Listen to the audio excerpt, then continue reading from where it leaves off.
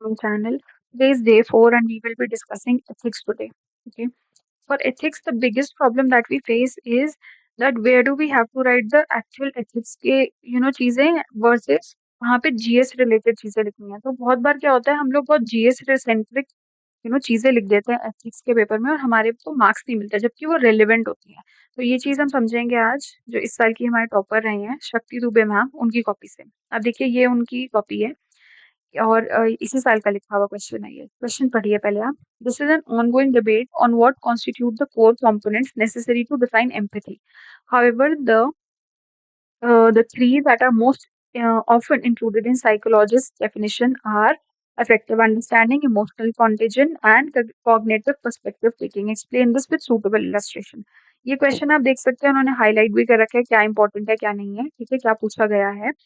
ये क्वेश्चन एक typical ethics का क्वेश्चन है, ठीक है, इसमें एथिक्स के बारे में पूछा गया। अगर आप इसके अंदर एम्पैथी को डिफाइन करने के बाद जीएस के क्वेश्चंस जीएस की चीजें लिख देंगे आपको नंबर नहीं मिलेंगे। इसके अंदर आपको स्पेसिफिकली एथिक्स के ही डेफिनेशंस एथिक्स के ही जो कोर कॉन्सेप्ट्स आपने पढ़े हैं वो लिखने पड़ेंगे।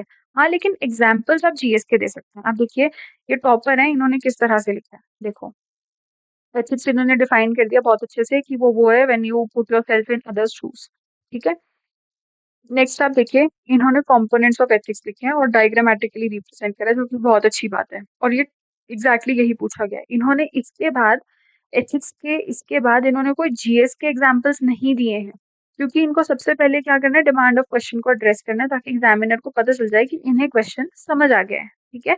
नेक्स्ट चलिए आप इसके अंदर देखिए इफेक्टिव अंडरस्टैंडिंग इन्होंने लिखा लिखा था पूछा गया था इन्होंने वो एक्सप्लेन कर दिया है, ठीक है, पूरी तरह से छोटा सा एक्सप्लेन कर दिया है। बट एग्जाम्पल देखिए एग्जाम्पल दिया है इन्होंने जीएस का और बहुत ही रेलिवेंट एग्जाम्पल दिया है, ठीक है, कि हरिजन समाज के लिए जब महात्मा गांधी जी खड़े हुए थे तो उन्होंने टॉयलेट बिल्डिंग स्टार्ट किया था।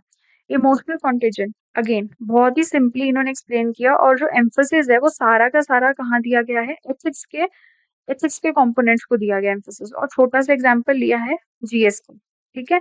कॉग्निटिव पर्सपेक्टिव में भी सेम किया इन्होंने और अल्टीमेटली आप देखिए जो इनकी कंक्लूजन ड्रॉ हुई है कंक्लूजन भी इन्होंने कोई जीएस से ड्रॉ नहीं करी कि गांधी जी कितने महान थे।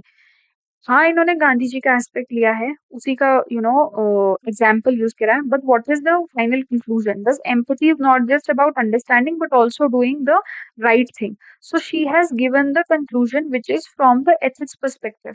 This is where we lack. Okay, I'll just show you another question. Look at this question. Drop by drop is the water pot filled. Likewise, the wise man, gathering it little by little, fills himself with discuss. ये question देखिए ये question coat based question है और आप इसको pause करके चाहे ये पढ़ सकते हैं, ठीक है। अब इन्होंने क्या लिखा है that it is rightly said that we must not always strive to do great things but little things with great love. This quote highlights the significant difference between quantitative and qualitative aspects of contributing to the society.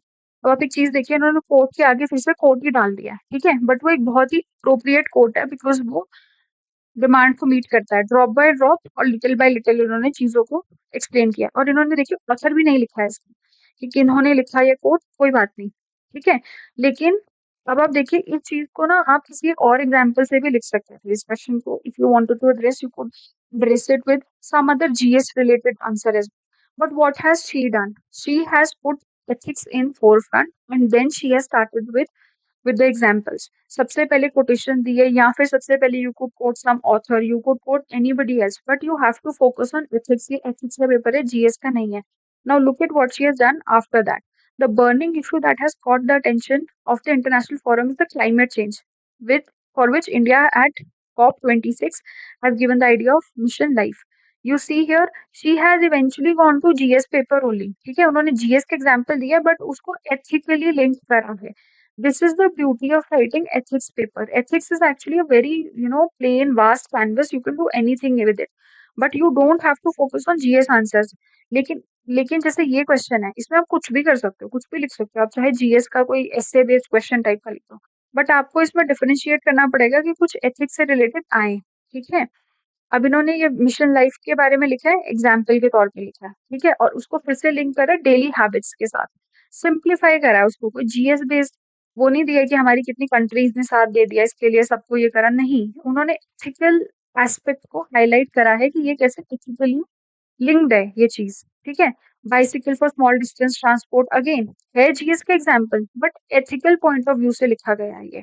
So this is how you write ethics के answer, okay. Again she has given Sri Lanka banning the use of fertilizer, organic farming is there, so little by little there is happening which invited economic crisis. Rather it is about one step at a time with an intent of moving towards a greater good. So this is also very very good example. She's also included current affairs in it. So this is how you use examples of GS for writing ethics ka paper. Okay, I hope you understood this, and this was a short video on ethics. If you have any doubts, let me know, and please like, comment, share. Thank you so much.